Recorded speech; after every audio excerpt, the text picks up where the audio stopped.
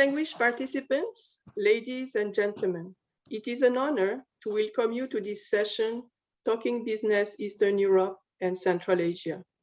I would like to start by expressing our deep appreciation to the Joint Chamber of Commerce, Switzerland, Eastern Europe, Central Asia, Southeast Caucasus.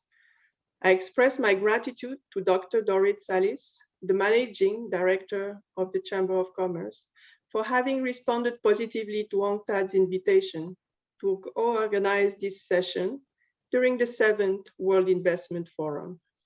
The Talking Business sessions are part of the World Investment Forum for several editions.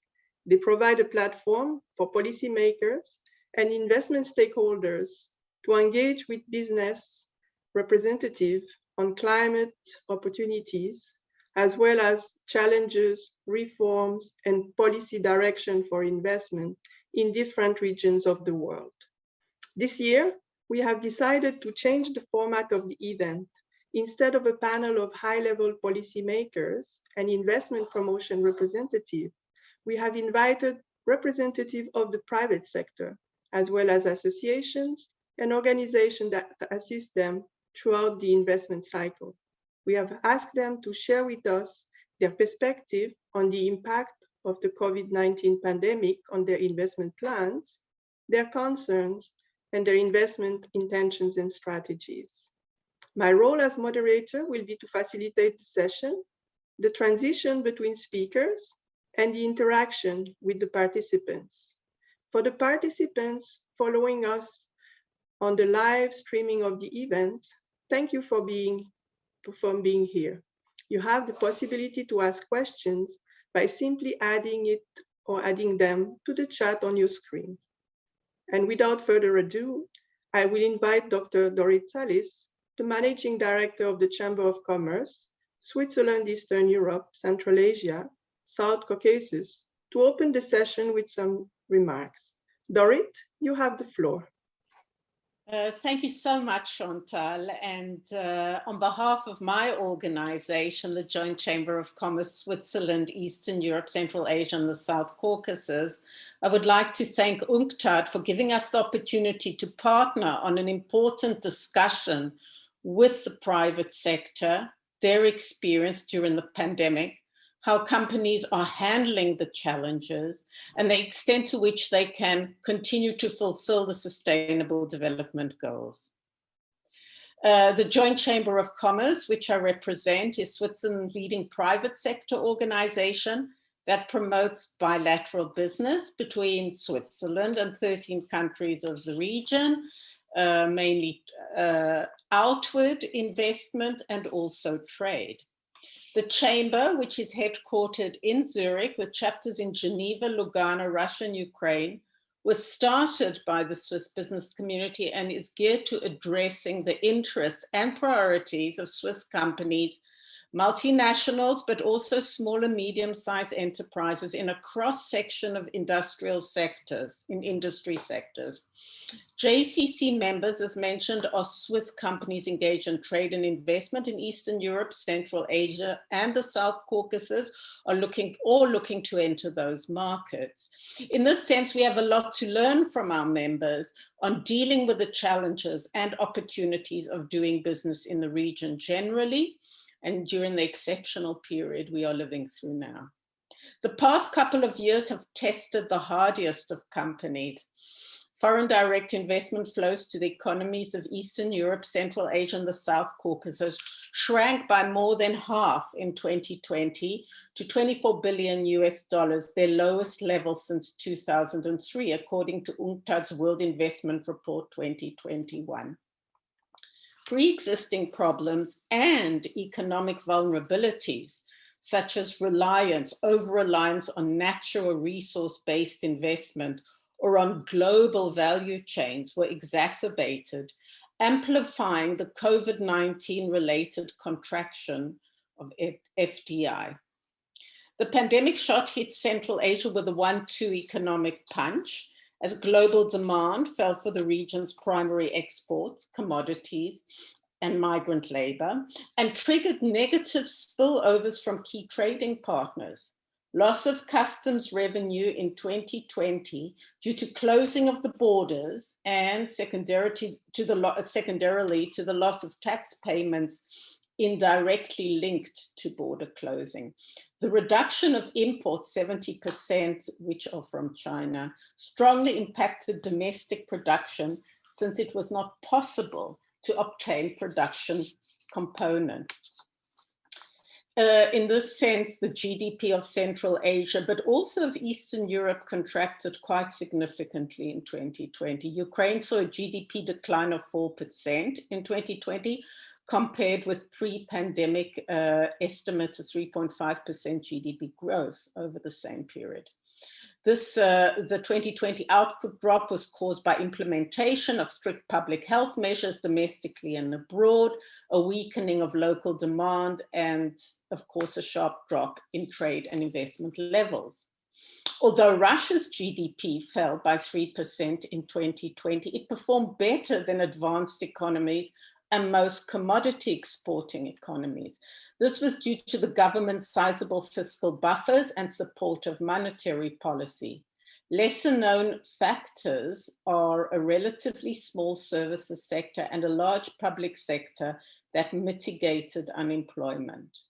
Also, Russia's pre-pandemic advances in digitalization paid off and enabled Russian society to operate reasonably effectively during lockdowns. Belarus GDP contracted by 2.3% and will not grow in any way in 2021. A large external debt burden, economic isolation, and a slow vaccination rollout weigh on prospects. In general, the pandemic will leave its mark on global business. Multinational companies will adapt to the current climate and try to build resilience into their operation. This includes shortening supply chains or diversifying them away from a single country and spreading them throughout several countries or a region. Just-in-time manufacturing using global suppliers could give way to a greater focus, as I mentioned, on the use of regional supply chains and other scenarios like nearshoring and stockpiling. Companies will also invest in technologies to facilitate these processes. In general, companies will look at ways to make existing systems work better and thereby mitigate risks of repeat situations in the future. Today's panel of speakers are all JCC members active in Eastern Europe and Central Asia, from logistics, energy infrastructure, and manufacturing sectors. Each company will discuss the impact of the pandemic on its mode of doing business and also how the challenges of operating in Eastern Europe and Central Asia have been managed during the past year and a half. The speakers will also examine ways in which they are adjusting to a post-pandemic world while trying to fulfill the SDGs. I'm looking forward to your presentations, dear members, and I want to thank you already now for your time and your contribution to today's important webinar. Thank you very much.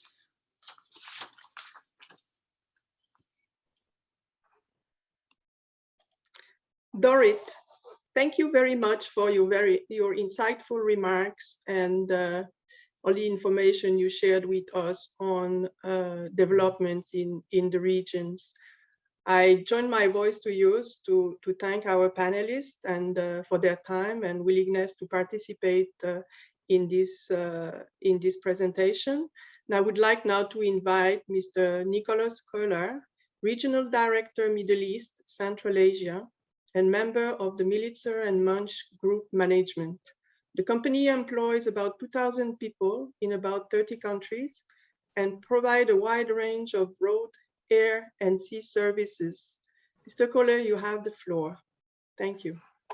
So first of all, thank you very much for the opportunity that I can share with you our experience, what we have faced in the last 18 months, I would like to say, in Central Asia. I would first of all give a short overview of what we are doing and what is our aim and what's our organization. Second of all, how we are linked with Central Asia. Third of all, what did we experience throughout the last 18 months in Central Asia in all 5 countries. And at the end, how a mid-sized company like us can support the CDGs in Central Asia. So maybe Maha can start with the presentation. Okay. So maybe we can go to the next slide. Just to give you a rough information about us, so we are a mid-sized group already existing since 1880, so with quite some experience in overcoming crisis by managed the world wars in the last century, managed the oil crisis. So right now, for the moment, I would like to say that Millets and Munch is a company after 142 years. We really have got plenty of experience how to deal with that. We are a classic, as a mid-sized company, we are doing about 444 million euro revenue in 2020, and we are right now, for the moment, employing about 2,000 employees in 32 countries. We've got more than 100 branches and affiliates, and we operate about 130,000 square meters and terminal areas. Right now, for the moment, we are not aiming to be a global transport and logistics providers. We are, I would like to say, we are focusing on markets, on niche markets, where competencies and where knowledges and specialization is going to matter. You can see that as we are operating to the Maghreb countries, we are operating to Central Asia, we are operating Trans-Caucasia, and we are operating the entire CIS, including China and Mongolia. So far about us and what is our footprint. Second of all, maybe next slide, please. We are privately owned. So we have got 3 Swiss families who are owning the Transinvest Group. And within the Transinvest Group, Millets and Munch is playing an important part. Our sister company, the Interrail Group, is a neutral train operator who is specialized in international rail transports, especially along the Eurasian corridor. So also some possibility or some situation where we are facing the development in Central Asia and the related situation. So maybe we can take a look. So right now, for the moment, we are one of the very few transport and logistics providers who is not only acting in one country of that area. So we have right now, for the moment, we are acting in all 5 countries, starting in Kazakhstan, Uzbekistan, Turkmenistan, Tajikistan, and Kyrgyzstan. So everywhere in that countries, we are present there since more than 20 years and managing the business. Furthermore, we've gotten right now, for the moment, we are a classic forwarder. And we are right now, for the moment, dealing with road freight. We're dealing with air freight, intermodal possibilities, also with custom clearance, and also in taking a look on local market. We are offering also local market-related services in the countries. For example, Turkmenistan, where we are providing services with offshore cranes. For example, in Kazakhstan, where we are providing a national express network. So, for example, in Turkmenistan, in Tajikistan, where we are making the distribution logistics for beverages. So everywhere beside the classic forwarding business, we are doing local market services. Thank you. So right now, for the moment, let's get back to beginning of 2020. What happened when the pandemic situation started?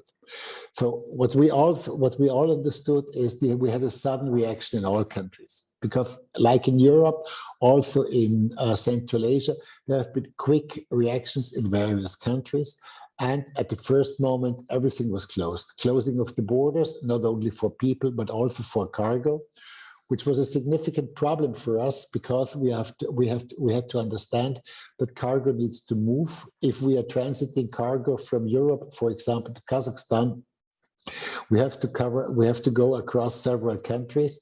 And if one country is closing the borders also for the cargo flow, it has got a big impact not only for the drivers, not only for the trucks, but also for the replenishment of the industries. Furthermore, in many countries, I will come to the countries in specific, we faced strict lockdowns, and the lockdowns came suddenly with a very short time to adapt to the situation. Also, we have an understanding from Europe, we have to see that the governmental support has been limited and is still limited. So we are not in the same situation like in Europe, where, let's say, for example, we can put the people on short work and get governmental support. So right now, for the moment, that is something which did not take place in Central Asia. Also understanding that the economy is there and that the budgets are not able to allow that. Like in Europe and like in all other countries, there is no guidebook. There has not been no guidebook how to manage a pandemic situation. So it was more or less a trial and error game, which also took place in Europe, how to react to the new situation and how to deal with the pandemic situation. What we also need to understand is that all economies in that region are strongly dependent from Chinese market. So all the countries in Central Asia have got a very strong link with China. All of them have got a very strong connection with China, and for all of them, the Chinese market is one of the main markets beside the former CIS markets. So this is something which is absolutely different if you compare the development there with other regions. So what was the situation in Kazakhstan? In Kazakhstan, we had two very strict lockdowns. The first one first of all, I would like to say that taking a look from the situation today, from October 2021, we have to understand that the various countries in Central Asia had a different approach how to manage the pandemic situation. So first of all, let's take a look at Kazakhstan. In Kazakhstan, we had two strict lockdowns. There was one from March till May 2020 and one in July and August 2020. And we had to understand that the governmental focus went on strategic projects and especially projects for the health and the safety of the people. Immediately, the travels to and from Kazakhstan have been suspended. Even today, it is not possible to go there with a tourist visa.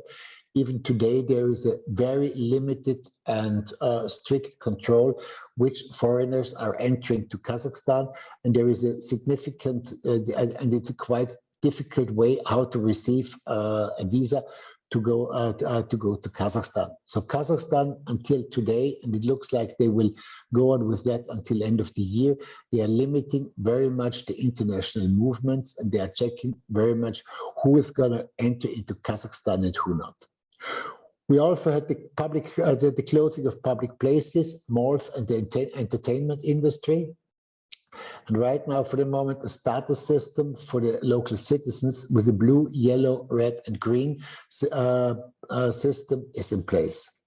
People who go to work must have a PCR test, which may not be older than 7 days, or have to have a vaccination certificate. So here there is a clear demand on that. Kazakhstan by far is the country with the highest GDP per person in that region, and we understand that also there the e-industry is already very much developed. And the companies who operated e-marketplaces, they had the big opportunity and they could take a benefit from that situation. Understanding that shopping malls have been closed, it was clear that in a country with the size of Kazakhstan, or the e-shop will be very much developed. We understood from our companies there that the digitalization has been boosted. So most of our people are working from home office if possible. We are, with our national network, highly involved in the e-commerce business. And here we understood that the pandemic situation does not only mean a problem and doesn't bring only risks, that there also be chances and the possibilities for growth.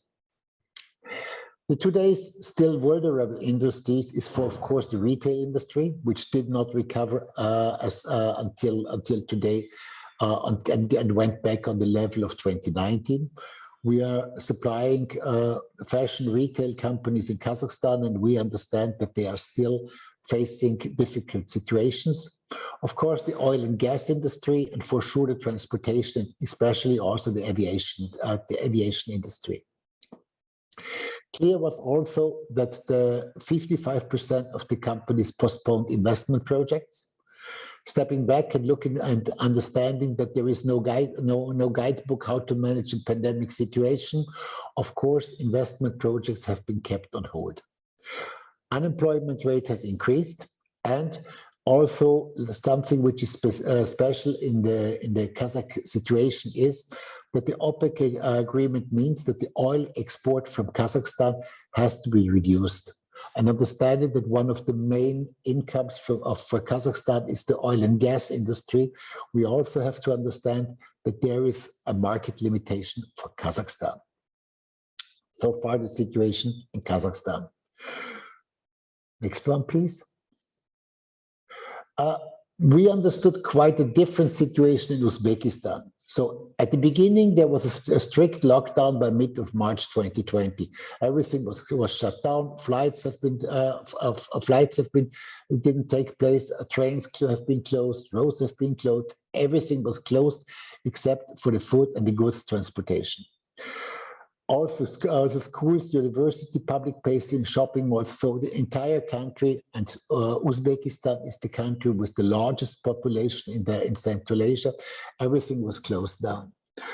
But what we afterwards experienced is that Uzbekistan has opened much more quicker, and the governmental opinion, what we have learned is that they understood that the virus will not disappear. So even last year in autumn and also today, it is possible to go to Uzbekistan. There is no control, there is no, let's say, for example, limitation on people who can move to Uzbekistan. Very different to the situation in Kazakhstan. And if you have got the necessary tests and the vaccination certificates, it's no problem to enter to Uzbekistan. So by our understanding, we have got the feeling that Uzbekistan authorities understood the virus will not disappear and the public life needs to go on, and that there is a life with the virus and the virus needs to be managed. We also understood that if we take a look on the transported volumes, that the decrease of the volumes in Uzbekistan was much more lower than the decrease of the volumes moving from it to Kazakhstan. Kyrgyzstan is also always a very difficult market. So we have to understand that there is a high dependency from the Russian and the Kazakh market, because Kyrgyzstan is a quite small country with a limited GDP, membership in the customs union. And there was a significant reduction of the GDP in 2020 due to the local crisis. And we also have to understand that many Kyrgyz people are working in Russia. And of course, Russia has been, when Russia was closing down the border, these Kyrgyz workers had to stay at home. And we have to understand that the impact on the GDP of the workers is something, what I learned, is about 25%. So it means that 25% of the GDP could not be executed, as the workers from Kyrgyzstan couldn't go to Russia to work. Furthermore, we had the problem of the border conflict with Tajikistan, and the border conflict for sure did not support the overcome of the situation. And right now, for the moment today, the border conflict between Tajikistan and Kyrgyzstan is kept on hold, but it is not solved finally.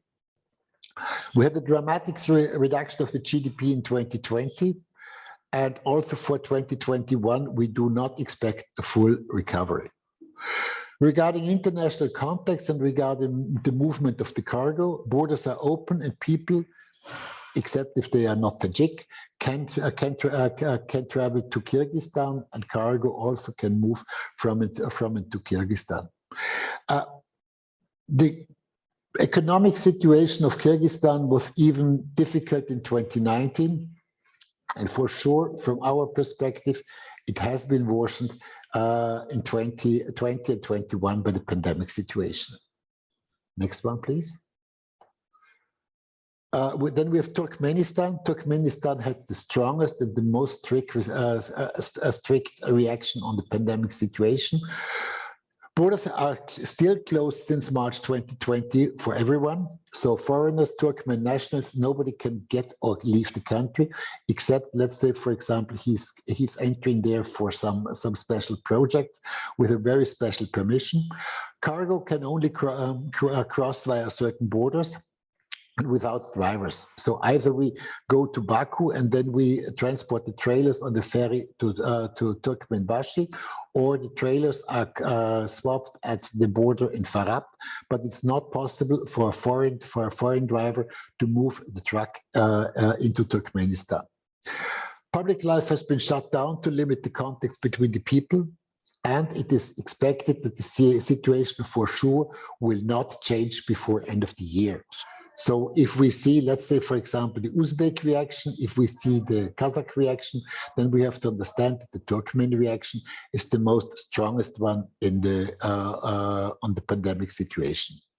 Of course, if a market is closed and if a market is shut down, the local competition gets much more stronger, and so it happened with Turkmenistan. Thank you. Last but not least, Tajikistan. So COVID-19 was officially not seen as a problem in March and in April 2020. So even they had some big football games and some sport events during that time. Only starting in May 2020, there was a strong and very strict measurements have been taken. Also the closing of the borders. Also here we have to understand that there was a significant reduction of the GDP in 2020, as the migrant workers from Tajikistan couldn't go to Russia for work. Beginning of 2021, Tajikistan has been declared by COVID-19 free. And in 2020, we have to understand there was a significant reduction of the GDP, as already mentioned by the closing of the borders in Russia. And for 2021, there is a growth is expected again, but it also has to do something with the migrant workers from Tajikistan in Russia, who are supporting their relatives in Tajikistan. Significant percentage of vaccinated people is faced today. And also here we have got an unpredictable outlook due to the development of the pandemic situation. Thank you.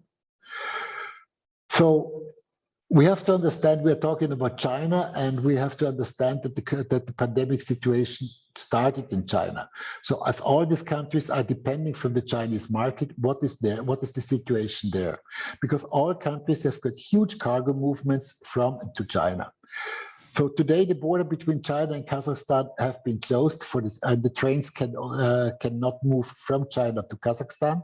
Right now, for the moment, China is only moving the block trains to Europe, but not to Central Asia. Truck movements are temporarily blocked. So let's say, for example, if we have got a new pandemic situation in Alashenko Dostik or in Caucasus, immediately the border is closed. And the rates for the freight from China to Central Asia for the moment is really up in the sky. So we are talking about freight rates between $20,000 and $25,000 for a truck going from China to Kazakhstan, for example. Everybody knows that right now, for the moment, we have got a significant problem with the sea freight, and this problem is also boosted in Central Asia, because Central Asia, as landlocked countries, can only be transited via the Baltic countries, Russia or Georgia. And also here, the freight rates are exploding, which means that right now, for the moment, the cost for the freight is up in the sky. And it concerns all markets in that region because everybody is working on a transit base. Thank you.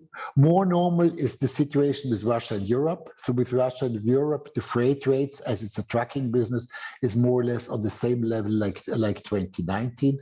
And we understood that also the pandemic situation developed the internal trade within the custom union between Russia, Belarus, Kazakhstan, Kyrgyzstan, and Armenia. Thank you.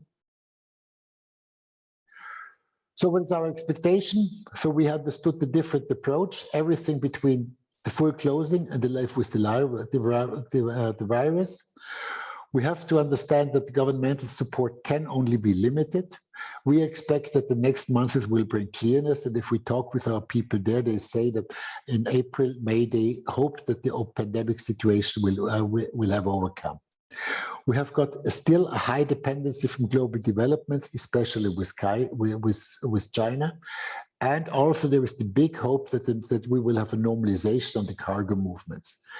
And also the commodity markets, oil, gas, cotton, gold, etc., are very important for that region. Thank you. What did we do? We are remaining in the market and fight the crisis. Being established since 1880 also gives us the safety that crisis can be overcome. We can take advantage where we can do. So where there's an e-commerce business, we try to participate in that. Find possibilities for governmental support. There is some, but limited. Look for opportunities with the main market and understand that the crisis will be finished one day or the other. Thank you. Also, the question has been, how does a company like Milica and Münch, we are a mid-sized player, are supporting the SDGs in this country, the UNCTAD SDGs in these countries. And I found out that there are right now, for the moment, there are 5 goals where I think we are contributing them. First of all, no poverty. We employ in total about 300 persons in all 5 countries, and we offer them well-paid jobs in accordance to the market. There's the number 4, quality education. So right now, for the moment, we have to understand that we have to we have to support the education of our tomorrow's workers, and we have to offer opportunities by training on the job. It's very funny when I found out, when I was collecting the female management at the management that exactly 50% of our local management is female and 50% of our local management is male. A ratio which we didn't reach in Europe, but in Central Asia, we have reached it. Goal number 8, direct decent work and economic growth.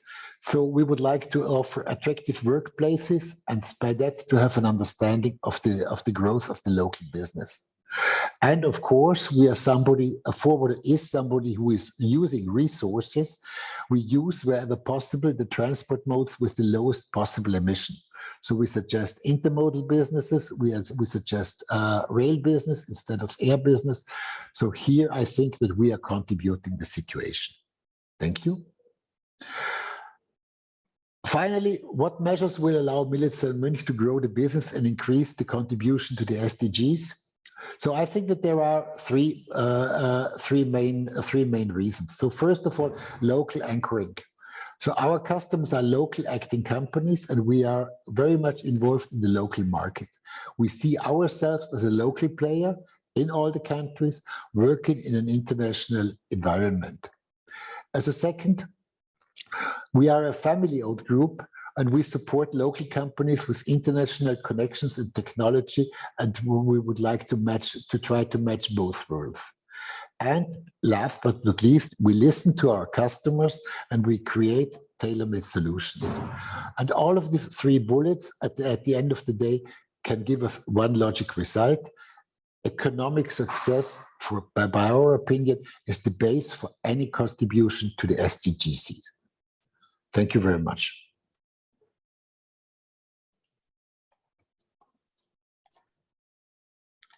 Mr. Koller, thank you very much for such an informative, detailed presentation with information on different countries in the regions, and also such a nice link with the Sustainable Development Goals and the areas where you see the contribution of your company.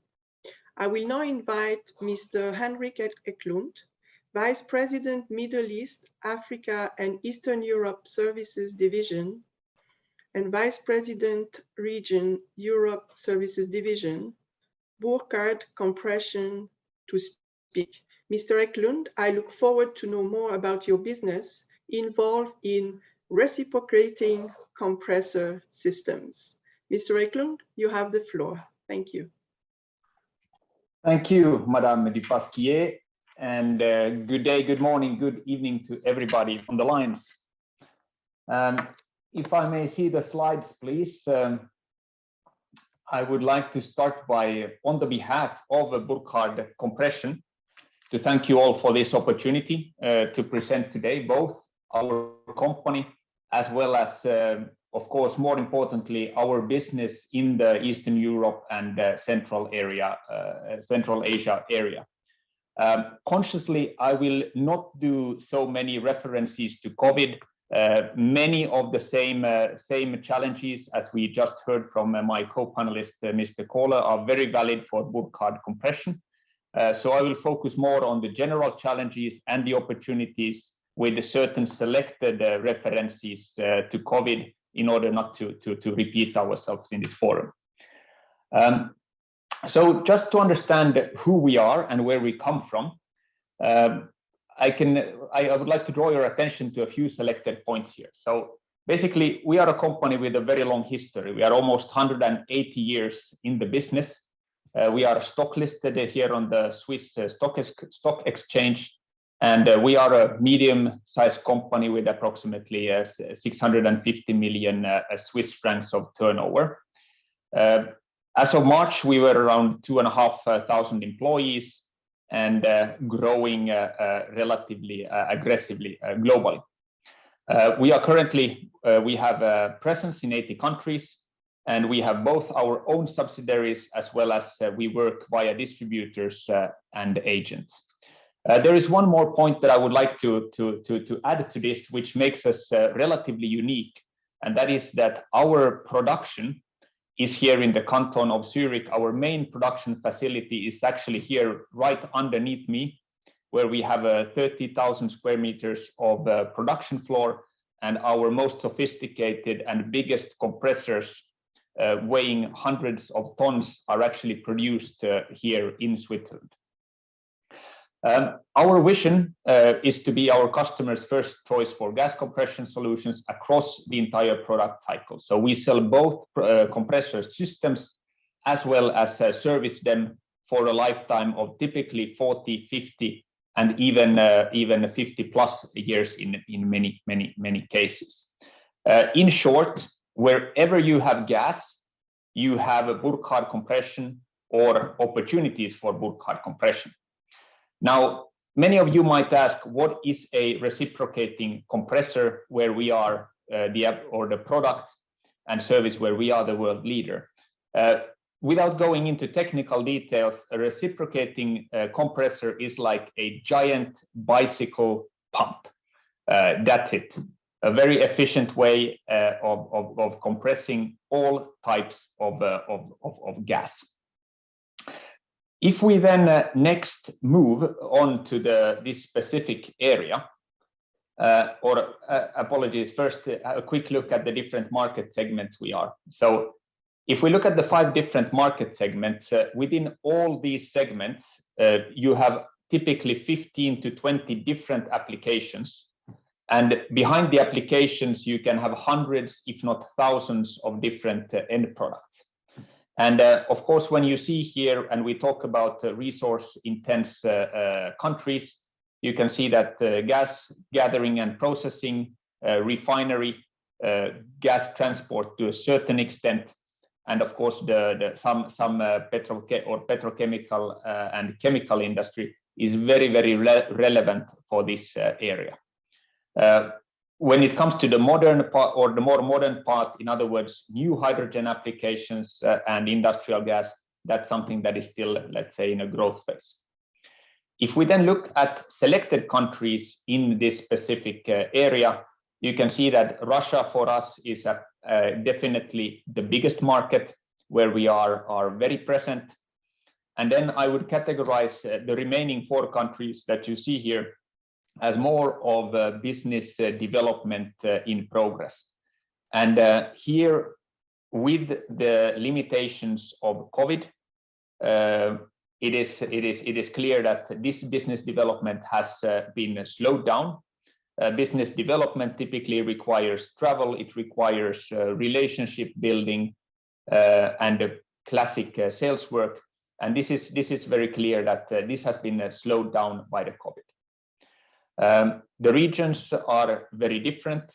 We like to see from Burkhard perspective it as three separate cultural regions. We have the Russian region, we have the Central Asian and the Stan countries, and then the Western region with Turkey and Azerbaijan, for example. If we then switch over to the next slide, and we can see Russia here, you can see that our business, we are well represented in Russia. We have installations or compressors in all of the green countries that you can see here. One of the challenges, of course, related to logistics, but also to traveling and to being close to the customers is, of course, the huge distance of Russia. I like to draw the attention to this because we often think about Russia as one country, which it is, but we forget that the distance between ours, for example, the sites that we are having here in Stavropol and in Kamchatka, it's 1,000 kilometers larger distance than between Zurich and New York. So it's a huge area to cover, and this brings with of course also certain challenges. If we move forward and just take a few selected opportunities and challenges, and this is more to seen from a macro perspective. This is interesting. It's clear that that COVID has had an impact on what comes to possibilities for countries and especially state-owned oil and gas companies to invest. At the same time, with the recent developments in the oil and gas prices, it is also these companies, the state-owned companies, who are paradoxically in the best situation to invest in further development and production. So we expect the state-owned companies to invest more, but within the limitations of funds which are not as present after the high cost of the COVID crisis. However, it's good to recognize that there are enormous oil reserves, almost 10% of the world total, and the production is expected to increase. What comes to gas production, there is a huge export market in the direction of China, not so much taking advantage of the current high prices due to the long-term contracts in place, but definitely gas will play an extremely important role in this region for the medium and long-term future. And then we have if we then go on to the challenges, excuse me, on the previous slides, just a few mentions here on the certain trade sanctions we have currently in place, for example, with Belarus, and at the same time, certain trade sanctions are also driving some investments into self-sufficiency. What comes to, in particular, in the petrochemical and in the chemical industry. So while makes life difficult for all of us international companies, there is a slight silver lining, if I may use that word, for certain selected projects. And on a macro level, again, relevant to all of these countries, the development cycles on the projects are very long. We have a very complex regulation, often very different from country to country. Financing is not easy. The FDI is a challenge, and the simple pure remoteness of many of these sites to develop is a challenge as well.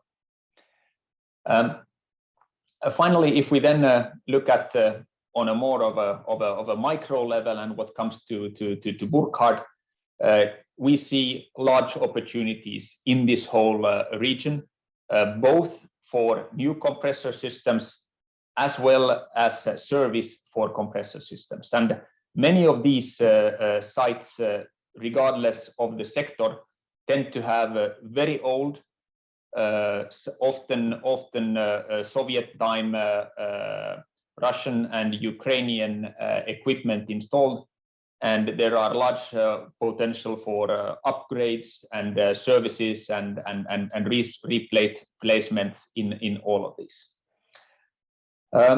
Some of the general kind of on the ground business challenges are, as mentioned earlier, certifications, documentation requirements that require a lot of local knowledge, logistics, import, export, and customs were already mentioned.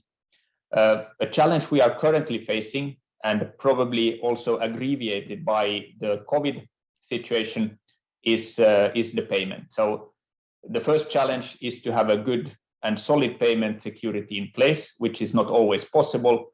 And if it's not in place, collecting the cash is a true challenge. And of course, the impact here is that as Burkhardt Compression is not a bank, our financing costs are not competitive, and which in the then near and midterm future affects, let's say, negatively also to the customers who will be in the end then paying for a higher cost of financing. So this is in the end currently a little bit of a lose-lose situation, both for us as a company as well as for our customers. The last point here, we are currently expanding in this area. We are setting up own subsidiaries. We are currently actively looking at possibilities and evaluating to have a stronger footprint, an own stronger footprint. And this is partly to address some of the local establishment risks when we are working in the countries for longer periods of time. And finding good people and good representatives is always a challenge. Good. I think these were the kind of the main points, and if I finally address also the final point, which was what are the SDGs that can be addressed, and here the numbers 7 and 8 are the ones that we feel close to, and this is I'm open for the challenge, but the 7 is the affordable and clean energy. And it is true that our compressors, for example, in today's refinery industry, are working with are basically mostly compressing hydrogen. This is today the gray type of hydrogen, which is extremely polluting. However, this technology, when going forward, is the same technology that will enable the green and the blue hydrogens in the future to be actually playing a big part in the decarbonization, and expected to address up to 10% of the world's carbon footprint. And likewise, we are investing. We have people, and we are providing decent work and economic growth opportunities in the area. So that was my part of the presentation. And again, thank you very much for this opportunity. And I'll hand it over back to you, Madame Dupasquier.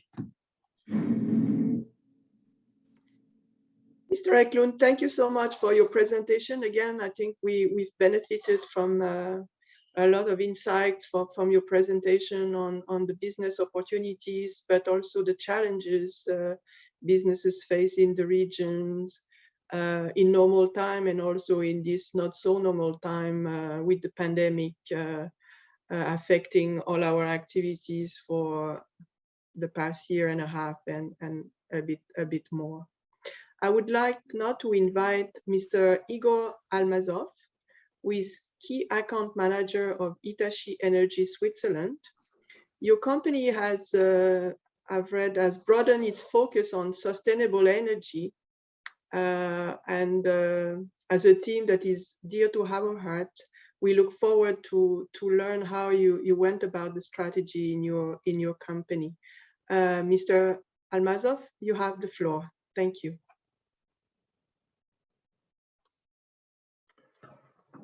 Thank you very much, Chantal, for presenting me. And today, I would like to present you a very young company, I would say. This company appeared just last week.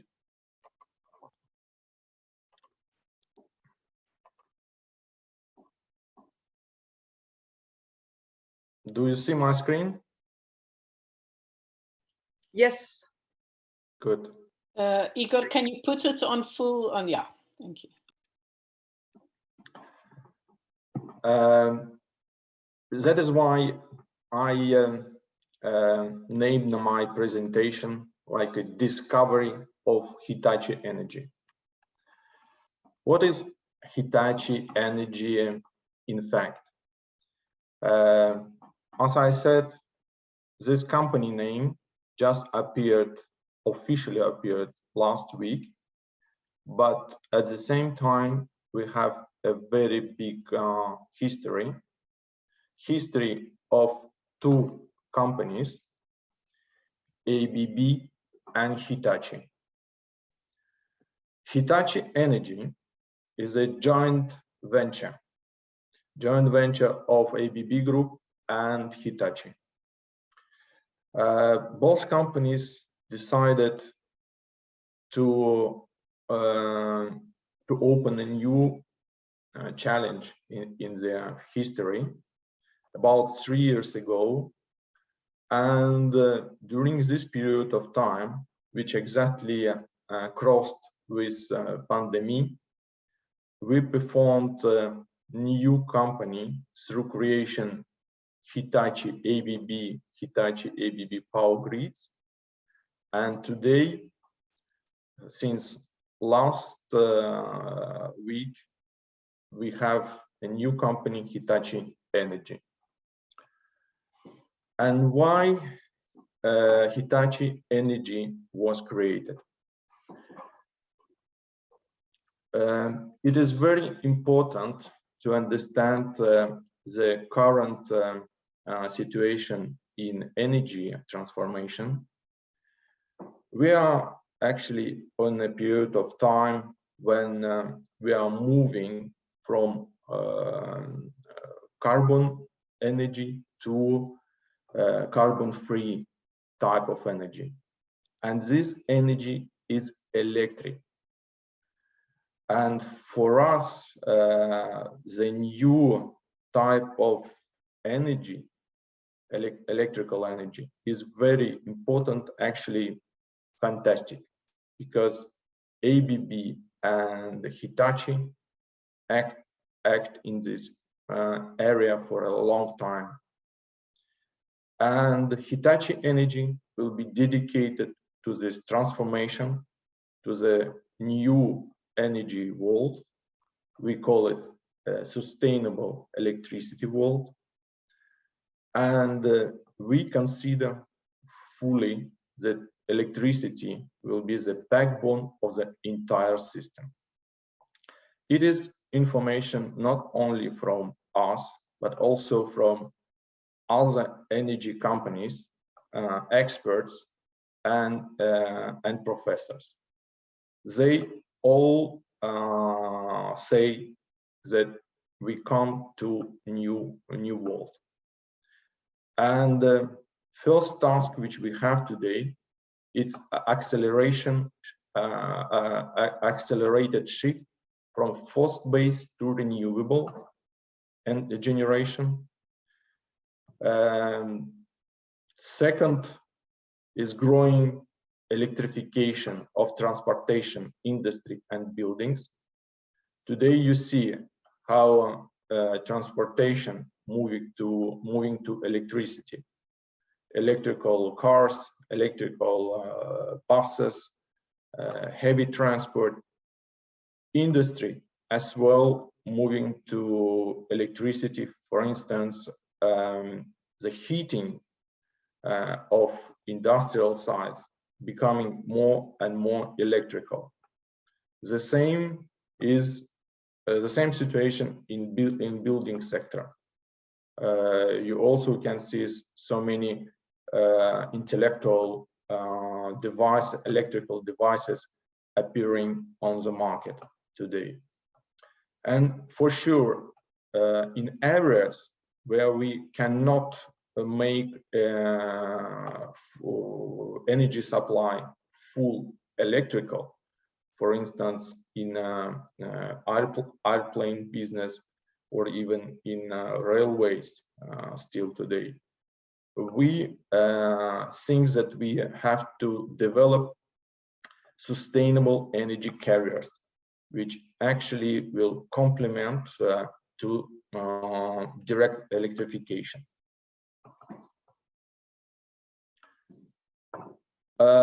Taking it all in account, Hitachi Energy developing actually in all 5 continents. We have today representation offices in 90 countries with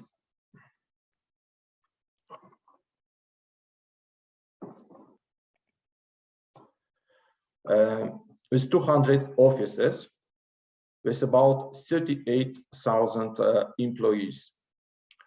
If you look at economy split where we are acting, it is mostly utility business, grid automation. 2/3 of our activities in this area, industry and transportation and infrastructure. Our presence today more or less equivalently split between Asia, Europe and America. If come to our region, to Eastern Europe, Central Asia and Caucasus, we have business activity actually in all countries. In all countries we have some projects running at the moment, but we operate in 4 main locations: in Russia, in Yekaterinburg, Moscow and Cheboksary, in Kazakhstan, Nur-Sultan and Almaty, and in Minsk. And also we have office in Kiev. Despite of the new name, we presented in this region already since 92, and for sure we have not only offices but also production sites.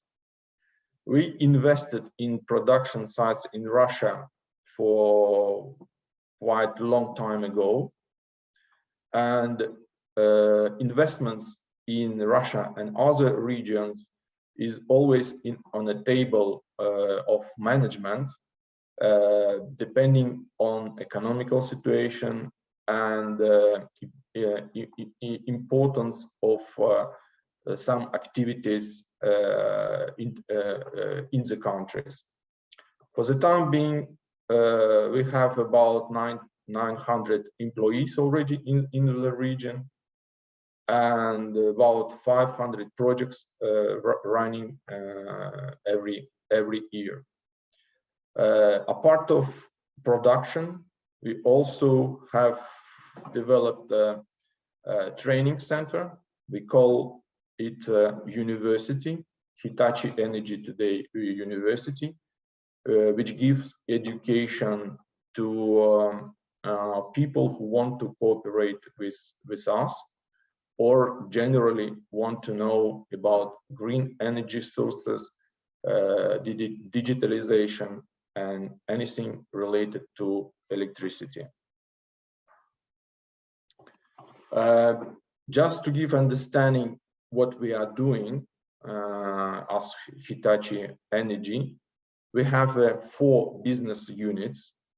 It's a grid automation. It's a very sizable business in Hitachi. About 50% of power grids in the world are automated by us. Grid integration. Probably you heard about the technology called high voltage direct current technology, which is very popular in ex-ABB and Hitachi Energy today. This business is very much connected to our region with Central Asia, and we have a big project in Tajikistan and Kyrgyzstan, which is running today, and I will talk about this project a bit later. Third business unit is high voltage product, also very famous Hitachi Energy products in the world. About a quarter of high voltage switch gears we supply from Hitachi Energy. And of course, transformers business is also very important for us, because we supply a different type of transformers, including transformers for railways, so-called traction transformers.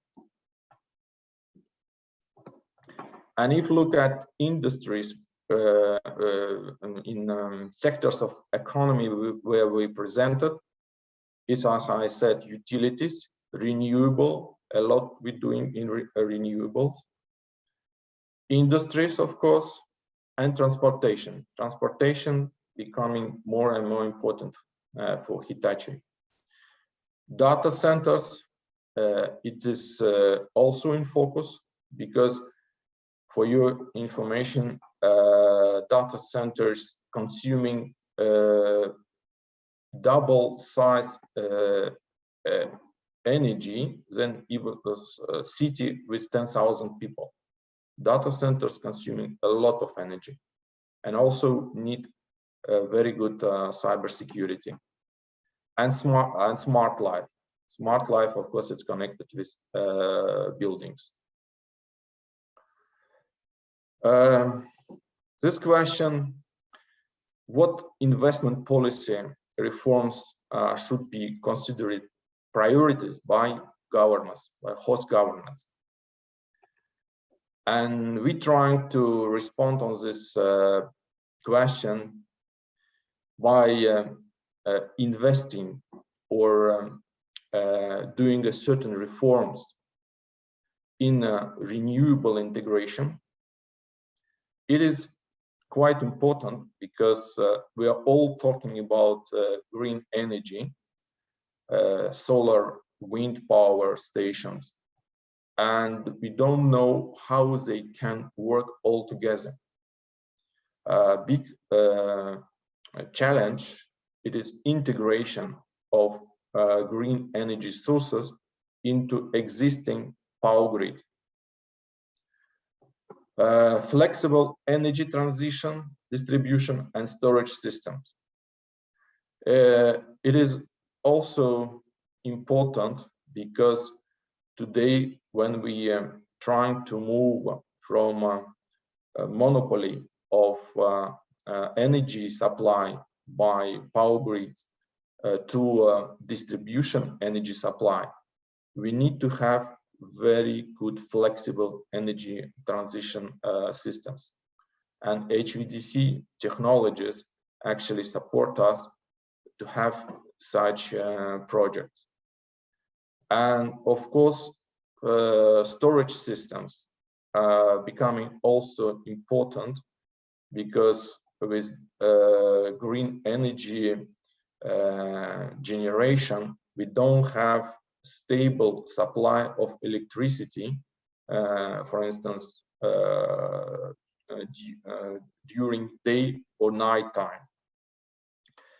And also we think that we can discuss with governments about electrification of transport, industry and buildings. This I already touched a bit before. And for sure, investments in energy efficiency, products, solution and services, it's very important. And how we can do it? Actually, we need to look into digital solution. How we feel it today, we need to create specific digital solutions and combine them with a new business models. And for sure, to train customers how to operate in this new area and developed ecosystems together with the customer. Because when we're talking about such things, nothing is developed already 100% completely. We need to work with the customer together.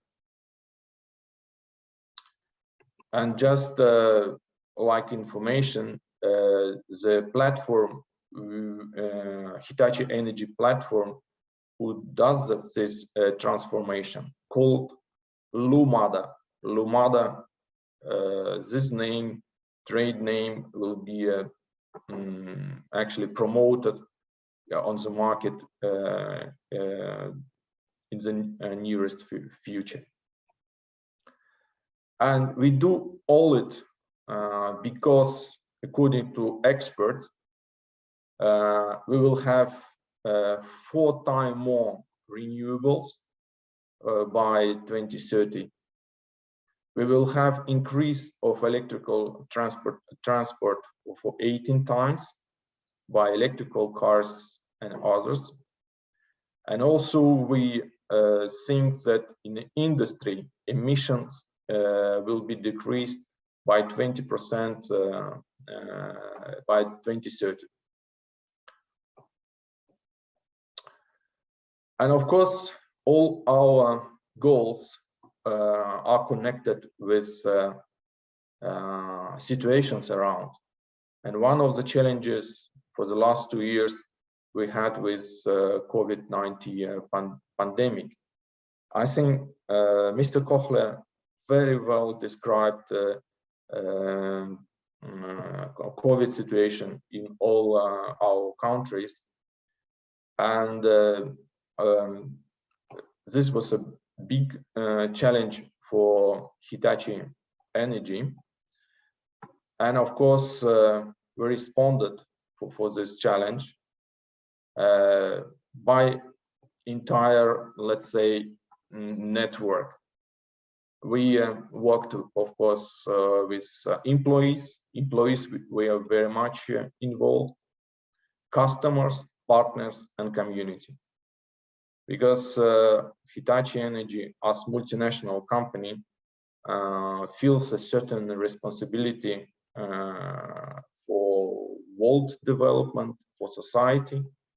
And that's why for us it was very important to protect people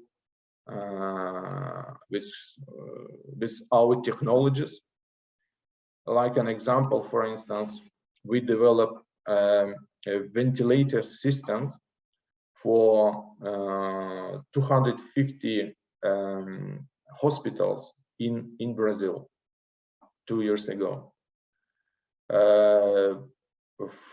In the countries where vaccination was not so well presented, we supported, for instance, Oman with a full Hitachi Energy people vaccination and their families.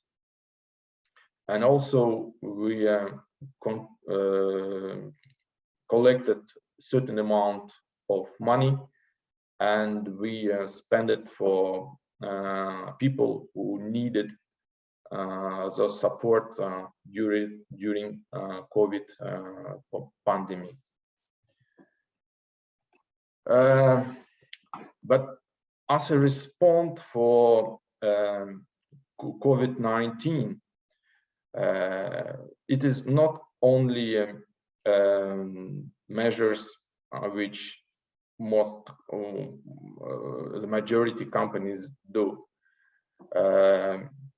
As a digital company, we already been prepared for certain activities in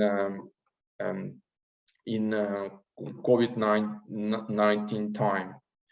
For instance, here you see one of our big digital project in Belarus called Mogilev 330, which we started already 3 years ago. And this substation will be fully digitalized, and we offered a lot of digital solutions for Mogilev 330. And during execution, we came in situation with COVID-19.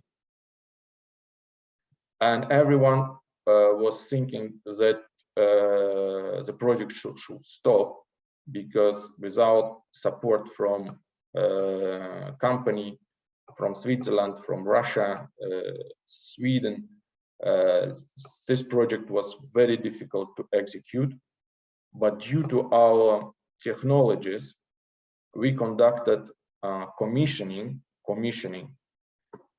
online, because usually all commissioning, it is only inland operation.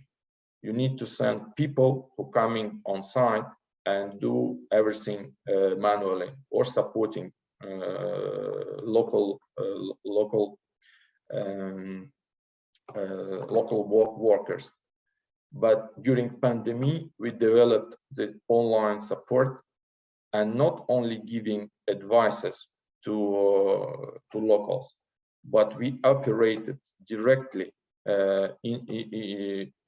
inside the systems from the distance of 1,000 kilometers.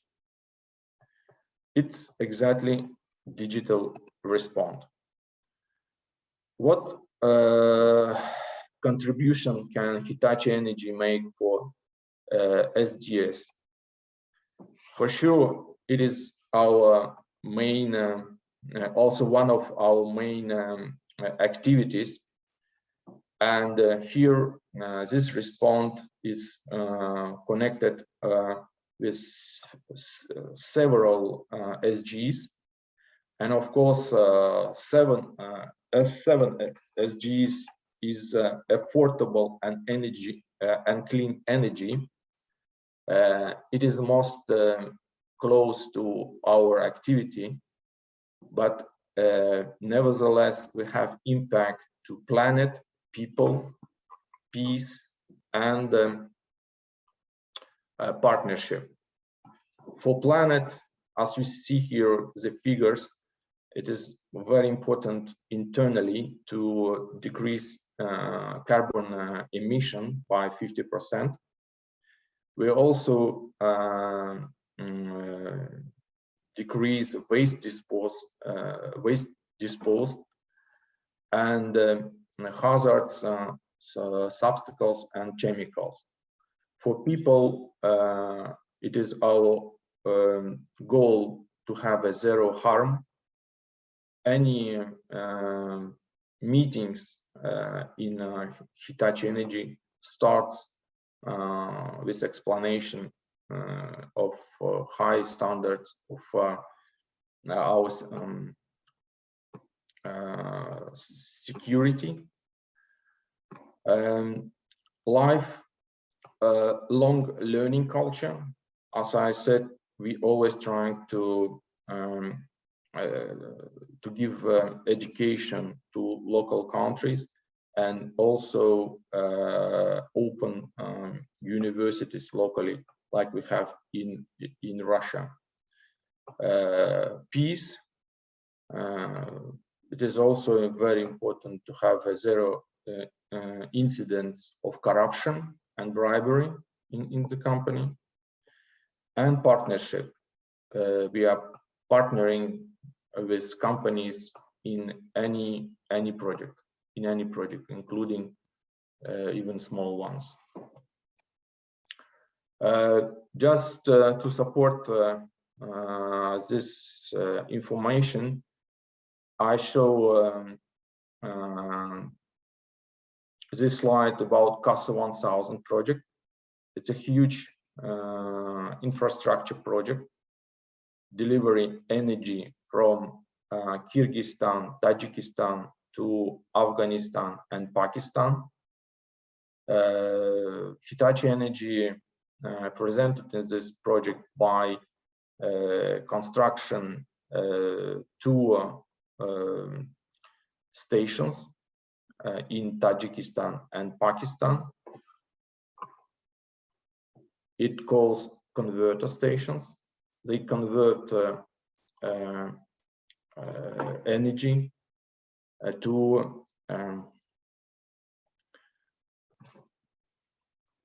direct current.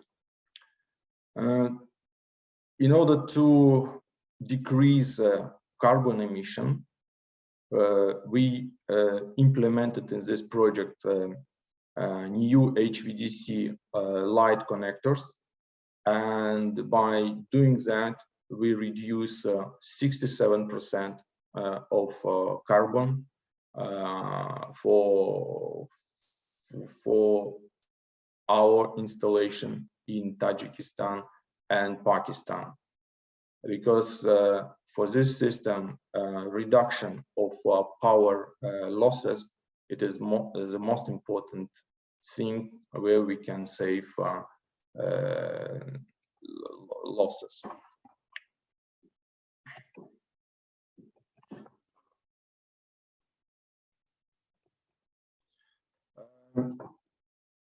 You can find much more information on our website, hitachienergy.com, and also in all social medias we are also present.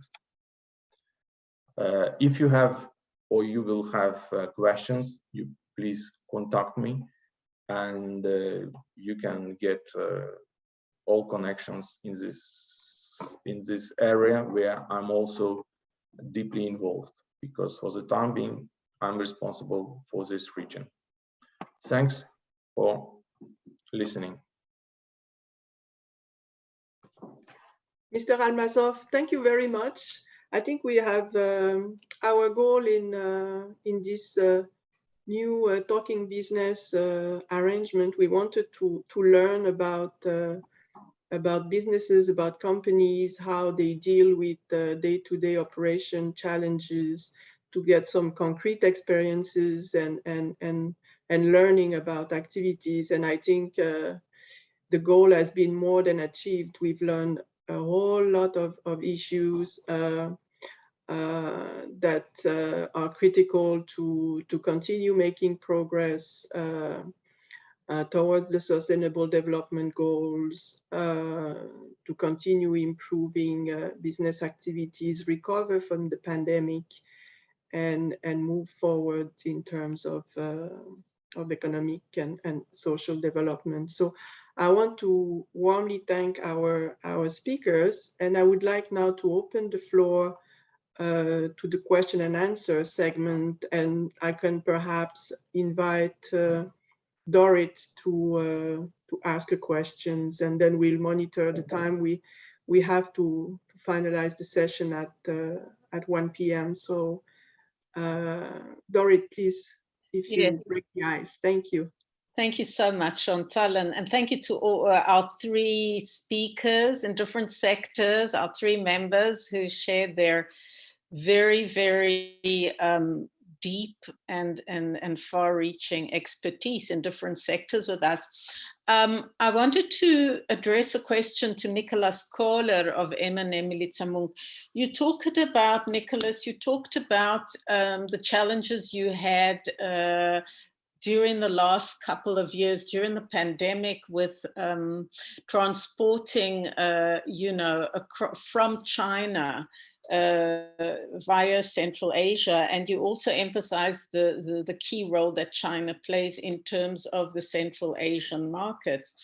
So my question to you has to do with China's Belt and Road Initiative, which was launched in 2013 to really build up infrastructure, energy, but also logistical linkages between China and Central Asia, leading all the way to Europe.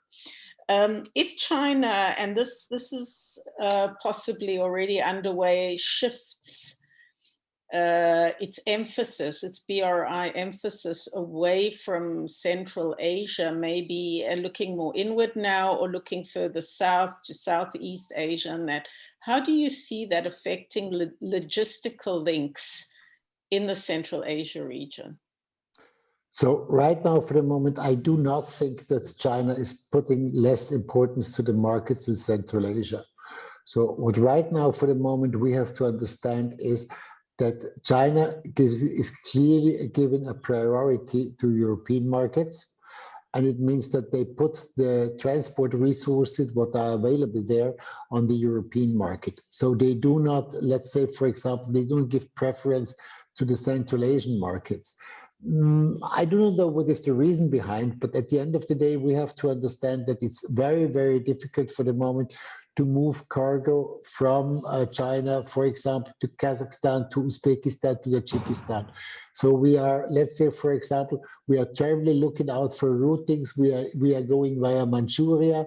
We are thinking to move cargo via Kashgar.